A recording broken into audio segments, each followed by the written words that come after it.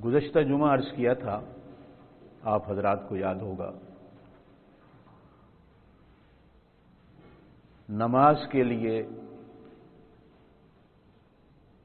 اچھا لباس پہننا، خوبصورت لباس پہننا، صاف ستھرا پاک لباس پہننا، یہ اللہ کا حکم ہے۔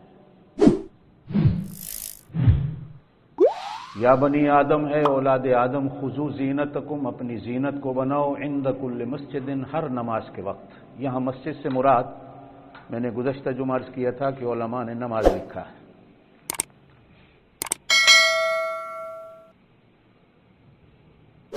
اچھا لباس کیا ہوتا ہے؟ جس سے پہلی بات تو یہ ہے کہ لباس کا وہ جسم کا وہ حصہ چھپانا جو ضروری ہے وہ چھپ جائے۔ مرد کے لیے ناف سے گھٹنوں تک یہ حصہ چھپانا فرض ہے۔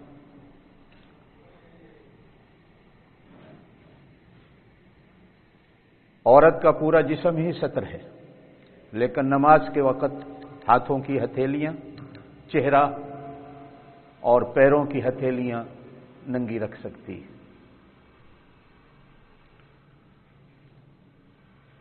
بنیان، بغیر بنیان یا شرٹ، ٹی شرٹ جو یہاں تک ہے، ننگا سر، آیا ان سے نماز ہو جاتی ہے کہ نہیں؟ آپ حضرات کو یاد ہوگا، گزشتہ جمعہ میں نے عرض کیا تھا، بے شک نماز ہو جاتی ہے، وہ بغیر بنیان کے بھی ہو جاتی ہے، لیکن اللہ جو چاہتے ہیں کہ نماز کے لیے زینت بناؤ، کیا اس میں زینت ہوگی؟ ضد کو چھوڑ دے آدمی،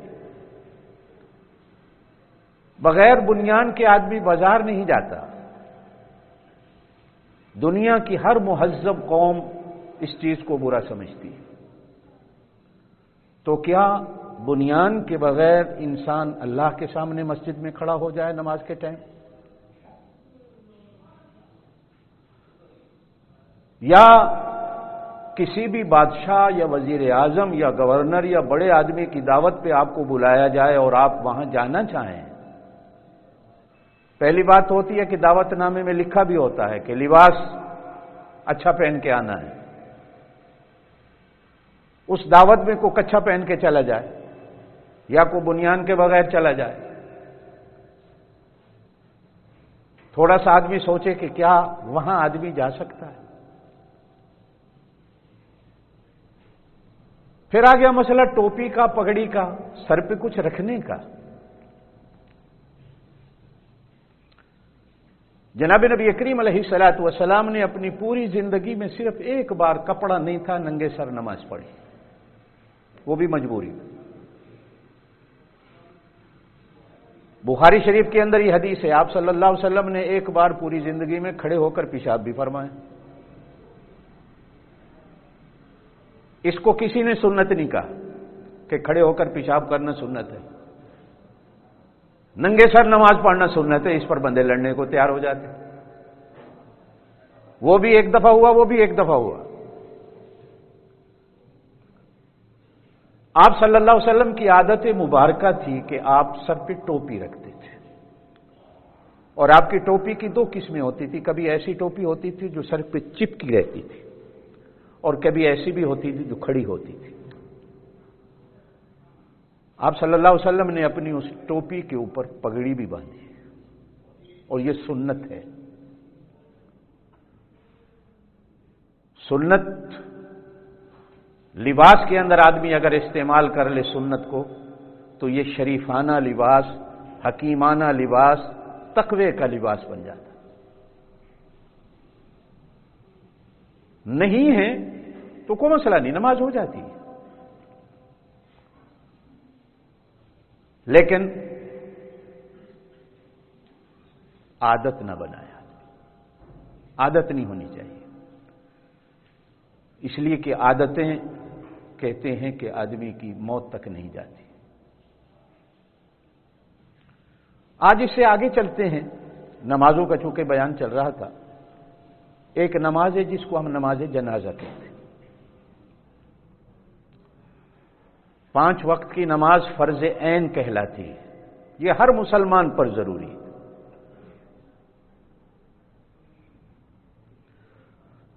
ये नबी को भी माफ नहीं, ये पीर को भी माफ नहीं, ये आम मुसलमान को भी माफ नहीं। आप सल्लल्लाहु अलैहि वसल्लम ने इरशाद फरमाया, कयामत वाले दिन सबसे पहले हर बंदे से नमाज का सवाल होना।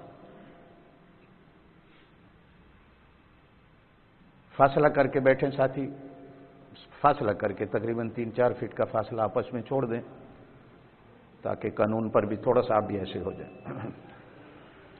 बाबा इन बच्चों को अलग अलग बिठाओ, दूर दूर करके 3-3, 4-4 फीट का फासला छोड़ो। कानून पे अमल करो थोड़ा।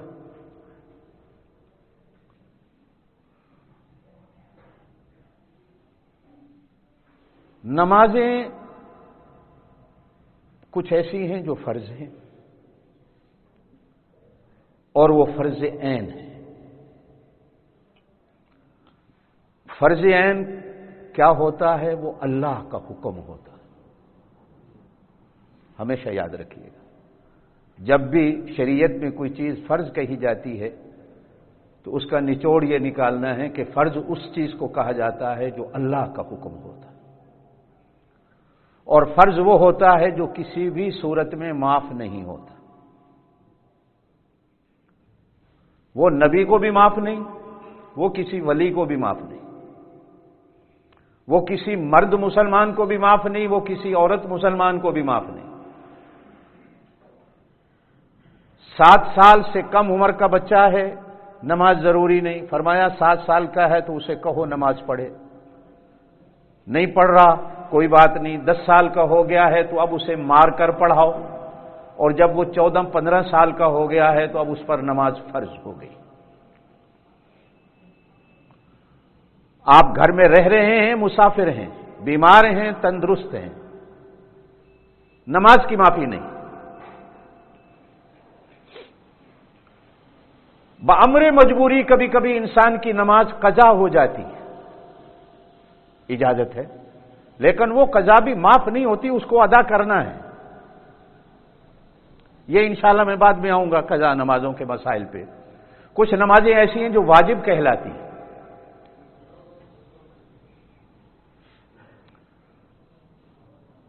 होता वो भी अल्लाह का हुक्म है, लेकिन उसमें थोड़ी नरमी होती है।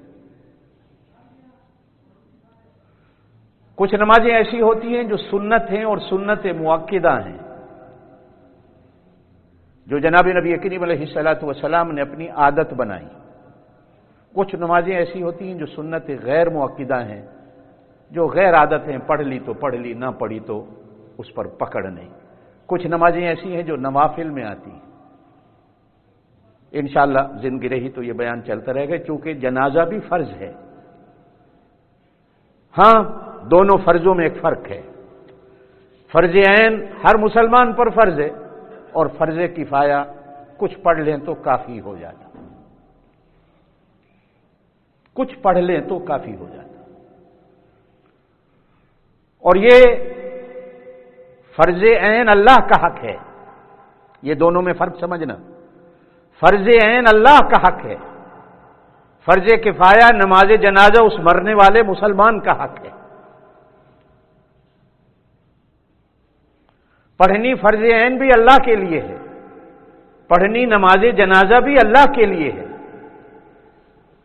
लेकिन फर्ज ऐन में नीयत में अल्लाह के लिए खास की जाती है, और नमाज जनाजा में खास तो अल्लाह के लिए होती है, लेकिन नीयत में कहना पड़ता है कि मैं इस मैयत के लिए पढ़ूं।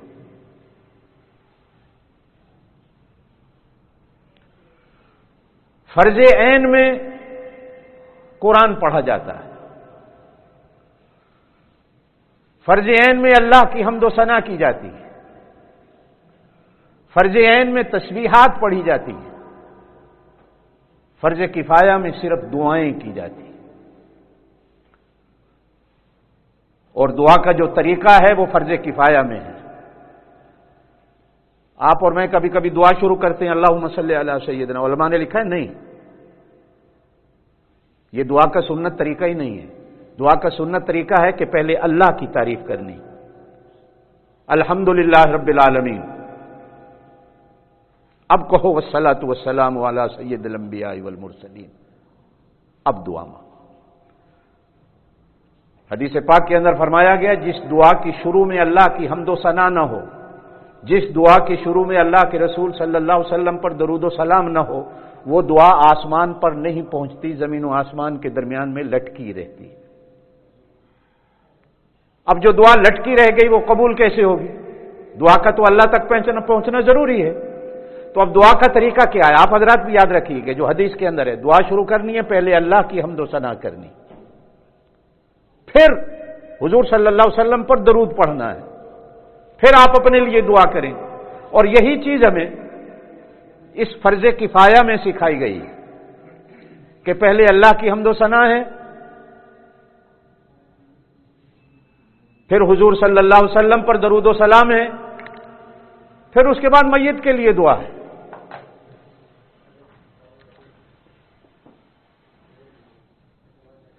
نماز جنازہ میں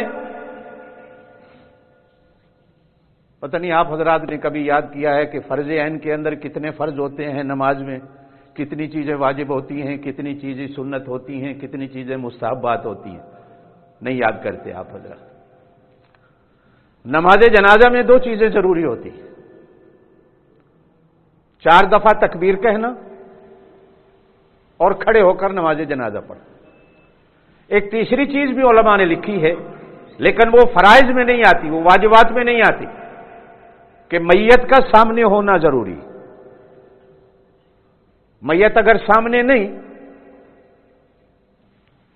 تو نماز جنازہ کا ہونا بھی ضروری نہیں۔ جیسے آج کل لوگ غائبانہ نماز جنازہ پڑھتے ہیں، میت سامنے کوئی نہیں ہے۔ حضور صلی اللہ علیہ وسلم نے پوری زندگی میں ایک آدمی کی نماز جنازہ غائبانہ پڑھی، ایک آدمی، 23 سالہ زمانہ نبوت میں۔ کتنے اور صحابی شہید ہوئے، حضور کو اطلاع بھی ملی، خبر بھی ملی، وحی کے ذریعے بھی، بندوں کے ذریعے بھی، لیکن آپ صلی اللہ علیہ وسلم نے کبھی کسی کی نماز غائبانہ جنازہ نہیں پڑھی، صرف ایک آدمی۔ اس سے بھی لگتا تھا کہ آپ صلی اللہ علیہ وسلم نے جس طرح صحابہ کرام سے فرمایا، معلوم ہوتا تھا کہ وہ میت حضور کے سامنے لا کے رکھ دی گئی تھی۔ حبشہ کا بادشاہ تھا جس کو شاہ نجاشی کہا جاتا۔ جن دوستوں نے تاریخ اسلام پڑھی ہے وہ سمجھتے ہوں گے کہ جب پہلی دفعہ مکے سے لوگوں نے ہجرت کی ہے تو حبشے کی طرف کی ہے، دوسری ہجرت بھی حبشے کی طرف ہوئی ہے، تیسری ہجرت مدینے کی طرف ہوئی۔ حالانکہ وہ عیسائی تھا جب ہجرت ہوئی، لیکن آپ صلی اللہ علیہ وسلم نے فرمایا وہ اچھا آدمی ہے، وہیں چلے جاؤ۔ چنانچہ صحابہ کرام نے حبشے کی طرف ہجرت کی، دوسری بھی ہجرت حبشے کی طرف ہوئی، اور وہ اتنا اچھا نکلا آپ صلی اللہ علیہ وسلم کے کہنے کے مطابق کہ مکے کے لوگوں نے اپنا وفد بھیجا حبشہ میں، وہ بادشاہ کو جا ملا، ہدیے بھی دیے، تحفے بھی دیے، اور جا کر شکایت لگائی کہ یہ ہمارے بھگوڑے ہیں، مکے سے بھاگ کے آ گئے ہیں، ہمیں واپس کر دو، انہوں نے ایک نیا دین گھڑا ہے۔ اب اس نے مسلمانوں کو بلایا، عیسائی تھا، پوچھنے کے لیے کہ مسلمانوں کا دین کیا ہے، اسے پتہ تو نہیں تھا لیکن اس نے پناہ دی بھی تھی۔ تو حضرت جعفر طیار رضی اللہ تعالیٰ عنہ حضرت علی کے بڑے بھائی تھے، صحابہ کرام نے ان کو نمائندہ بنا کر شاہ نجاشی کے دربار میں کھڑا ہوا، گفتگو کرنے کے لیے کھڑا کر دیا کہ آپ بات کریں۔ اب حضرت جعفر طیار نے شہنشاہ نجاشی کے دربار میں بات کی۔ جب بات ختم ہوئی تو اس نے کہا آرام سے رہو، تمہیں یہاں سے کوئی نہیں نکلنے دے گا، اور ان سے کہا واپس چلے جاؤ، یہ اچھے لوگ ہیں، ان کا اچھا دین ہے۔ پھر انہوں نے دوسرے دن اور چال چلی، آ کر کہنے لگے کہ یہ حضرت عیسیٰ کو نہیں مانتے، صرف یہ سوچ کر کہ یہ عیسائی ہے تو شاید مسلمانوں کو نکال دے، اب پھر اس نے حضرت جعفر طیار اور مسلمانوں کو بلایا تو حضرت جعفر طیار سے سوال کیا کہ تم عیسیٰ کے بارے میں کیا کہتے؟ تو حضرت جعفر طیار نے سورہ مریم کی تلاوت کی، جو پورا قصہ آتا ہے حضرت عیسیٰ علیہ السلام کا اور حضرت مریم کا. تو تاریخ اسلام کہتی ہے حضرت جعفر طیار پڑھ رہے تھے، وہ شہنشاہ رو رہا تھا. جب چپ کی تو کہنے لگا اللہ کی قسم عیسائی سے زیادہ کچھ نہیں ہے، جو کچھ تم نے کہا صحیح کہا، اور آزادی سے رہو. تھوڑے دنوں کے بعد وہ مسلمان ہو گیا. آپ صلی اللہ علیہ وسلم کو بھی خبر ملی. حضرت ام حبیبہ رضی اللہ تعالیٰ عنہ حضور کی گھر والی ہیں، حضرت ابو سفیان کی بیٹی ہیں، حضرت امیر معاویہ کی بہن ہیں. یہ بھی اس وقت خامند کے ساتھ حبشے کی طرف ہجرت پہ تھی. وہاں جا کر ان کا خامند عیسائی ہو گیا، مرتد ہو گیا، شراب پینے لگ گیا.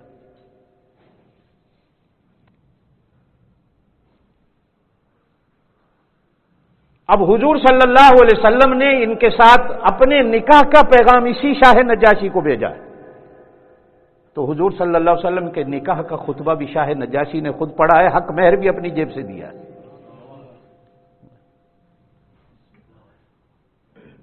اس آدمی نے اتنا مسلمانوں کا ساتھ دیا. اب یہ فوت ہوا، حضور صلی اللہ علیہ وسلم مدینے تھے، ہجرت فرما کر تشریف لے گئے. تو حدیثیں دو آتی ہیں. ایک آتی ہے کہ آپ صلی اللہ علیہ وسلم کے سامنے اس کی نماز جنازہ لا کے رکھ دی گئی. حضور نے صحابہ سے کہا صفے باندھو، تمہارا بھائی حبشے کا شہنشاہ مر گیا ہے، اس کی نماز جنازہ پڑھ دی. اور ایک حدیث کے اندر آتا ہے حضور نے فرمایا اللہ پاک نے ساری زمین کے پردے ہٹا دیے اور میرے سامنے اس کی میت کو رکھ دیا.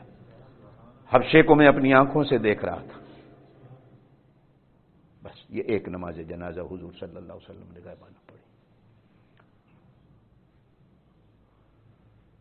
نماز جنازہ کیا ہے؟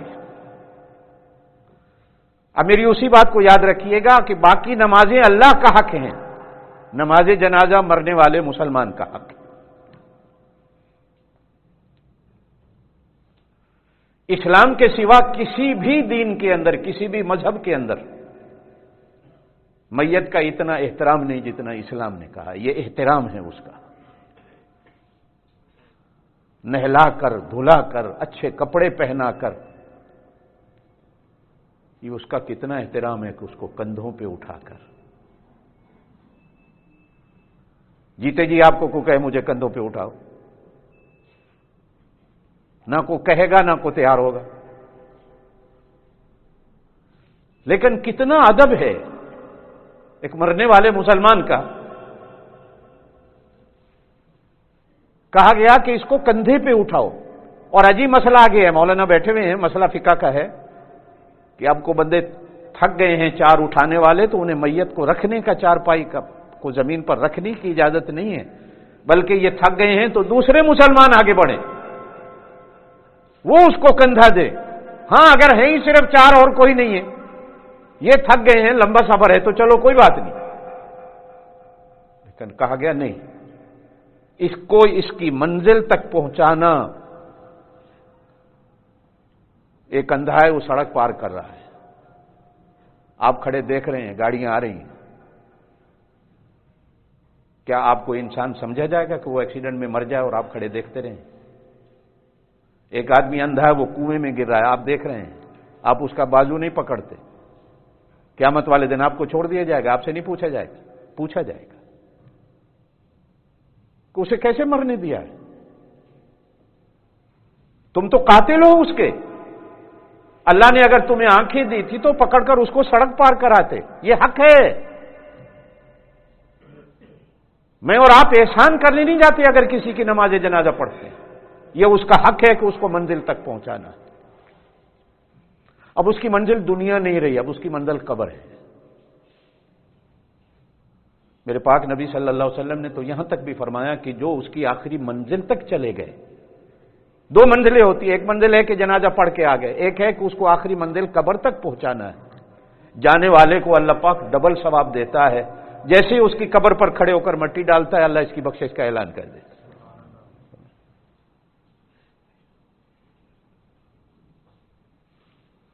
نماز جنازہ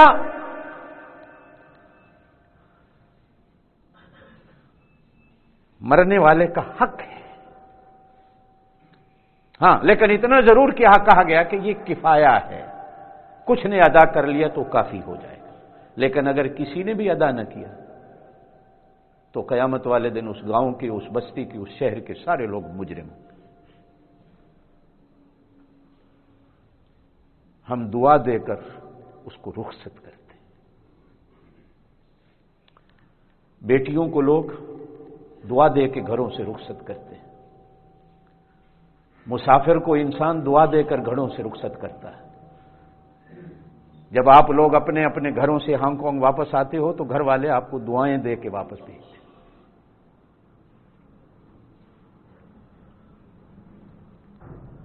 اس کو ہم دعا دے کے روانہ کرتے ہیں. اور دعا بھی بڑی عجیب ہے. کبھی آپ غور کریں کہ ہم صرف اس کے لیے دعا کر رہے ہوتے ہیں، حالانکہ وہ دعا ہے. اس کے لیے دعا کرنے کی بھی، جہاں صرف واحد کا صیغہ ہے. اللہم اغفر ہو، اے اللہ اس کو بخش دے، ورحم ہو، اس پر رحم فرما، واعف عنہ، اس کو معاف کر دے. وہ آپ تو نہیں پڑھتے. آپ کیا کہتے ہیں؟ اللہم اغفر لحینا.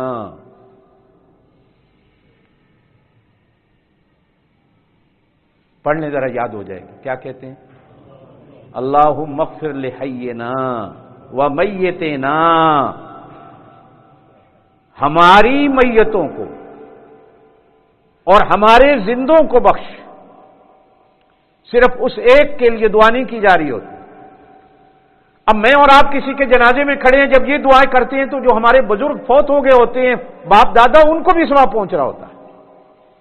یہ عجیب نماز ہے جنازے کی کہ انسان پوری امت کے لیے دعا. اللہم اغفر لحینا ومیتنا وشاہدنا وغائبنا.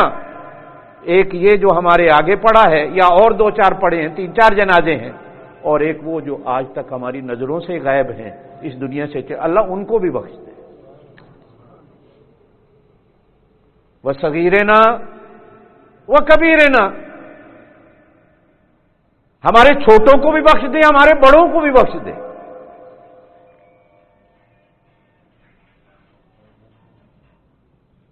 اس دعا کی جامعیت پہ غور کرنا.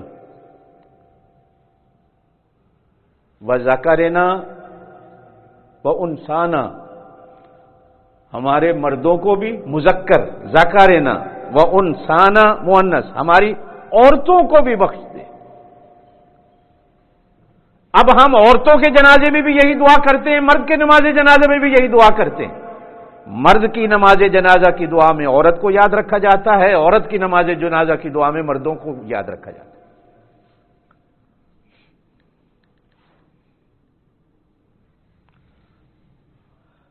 اللہم اغفر لحینا ومیتنا. ویسے اگر آپ زندہ کو بندہ کہے نا اللہ تینوں بخش دے تو اگلا ناراض ہوتا ہے، جی میں کو مر گیا میرے واسطے دعا پیا کر دے. یہ تو صرف مرنے والے کے لیے دعا ہے نا. تو جنازے میں تو آپ اپنے زندوں کے لیے بھی دعا کرتے. وشاہدنا وغائبنا وصغیرنا وکبیرنا وذکرنا وانثانا. اللہم من احییتہ منا فاحیہ علی الاسلام. اللہم من توفیتہ منا فتوفہ علی الایمان.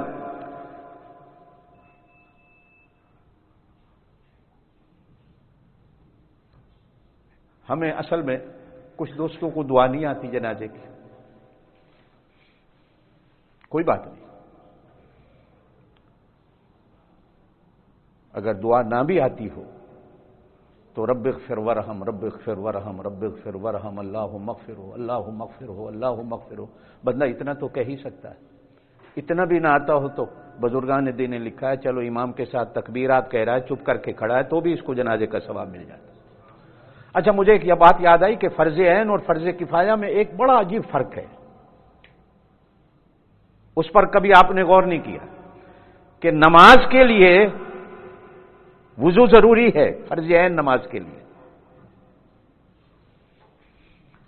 اور اس کا ابھی ٹائم ہے تو آپ کو تیمم کرنے کی اجازت نہیں، آخر تک انتظار کرو، کیا پتہ پانی مل جائے. لیکن یہ بندے کا حق اتنا ضروری ہے، کہا گیا کہ جنازے کی نماز کھڑی ہونے والی، آپ آئے ہیں وضو کرنے جاتے ہیں تو دیر ہو جاتی ہے، تیمم کر کے کھڑے ہو جاؤ، مسلمان کا حق پورا کرو، فوراً تیمم کرو۔ فرض عین نماز کے لیے اجازت نہیں کہ فوری طور پر تیمم کر کے نماز پڑھو، اس لیے کہ اس نماز کی تو قضا مل جائے گی فرض عین کی، لیکن جنازے کی قضا تو ملے گی نہیں، آپ کو دوبارہ کیسے پڑھو گے؟ یہی حال عید کی نماز کا ہے، یہی حال جنازے کی نماز کا ہے کہ عید کی نماز بھی تو دوبارہ نہیں ملتی۔ یہ ٹھیک ہے ہمارے ہاں 3-3 4-4 ہوتا، ہانگ کانگ میں تو آپ کو موج ملی ہوئی ہے، کفرستان میں آپ کو موجیں ملی ہوئی ہیں، 4-4 دفعہ آپ عید کی نماز پڑھ لیتے ہیں، اس ٹائم پہ نہیں تو اس ٹائم پہ، اس پہ نہیں تو اس پہ، اس پہ نہیں تو اس پہ۔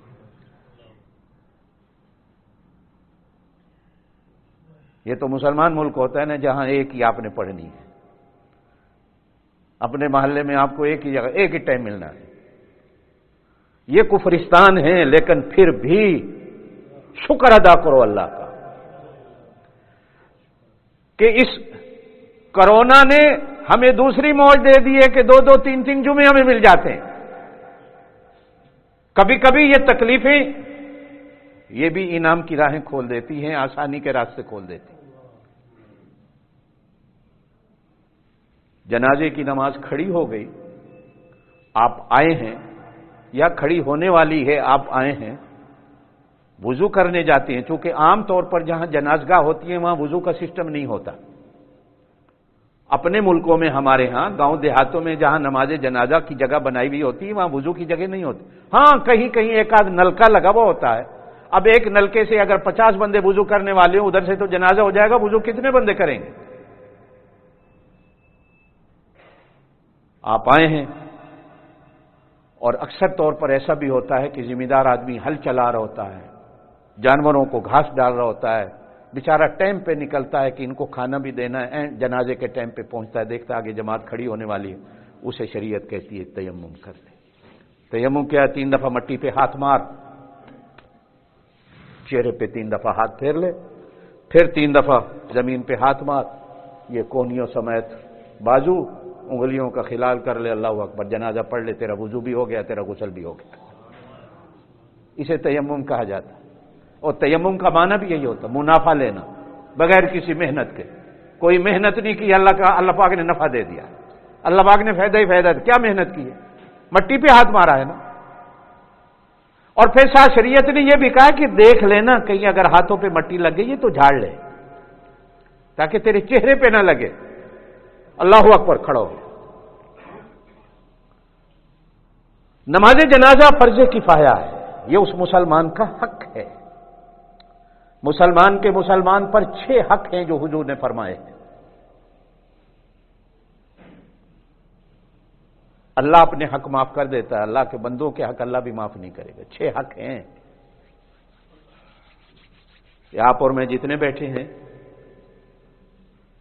اچھا، پھر اگلی بات ہے، ہو سکتا ہے آپ ناراض ہو جائیں، میرے جو حق ہیں وہ 6 سے بھی زیادہ ہیں آپ پر،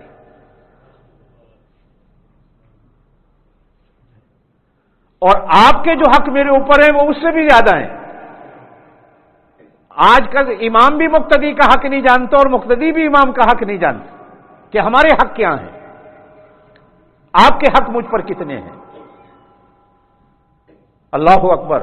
مجھے تو حضور پاک صلی اللہ علیہ وسلم نے فرمایا، نمازیوں کو دیکھ کر نماز پڑھانا،